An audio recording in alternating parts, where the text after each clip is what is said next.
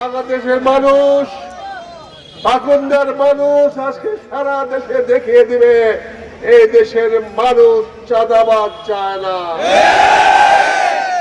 এই দেশের মানুষ ধান্দাবাজ চায় না, এই দেশের মানুষ দখলবাজ, দুর্নীতিবাজ, সন্ত্রাসী চায় না, টেন্ডারবাজ চায় না, বালুখোর চায় না।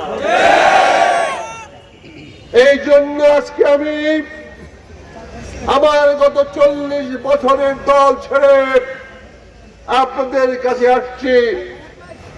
আমি সেখানে দেখেছি এমন অবস্থা, আমার যেদিকে যাই এমন অবস্থা হয়েছে আমাকে সুদ্ধা খাওয়া বলতে চায়। এই খাওয়ান্ডা পার্টির থেকে আমরা মুক্তি চাই। আমরা সত্যের পক্ষে, ন্যায়ের পক্ষে, ইনসাফের পক্ষে আমরা থাকতে চাই। এই বাংলাদেশের সারা বাংলাদেশে আজকে পরিবর্তনের হাওয়া শুরু হয়েছে।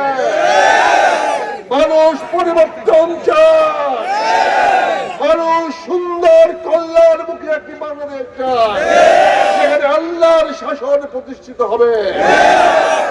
বিদেশ থেকে দেশে রেমিটেন্সের টাকা আসে নিরাপদে। তাই আজই আপনার আপনজনকে বলে রাখুন, রেমিটেন্সের টাকা যেন শুধু নগদেই পাঠায়।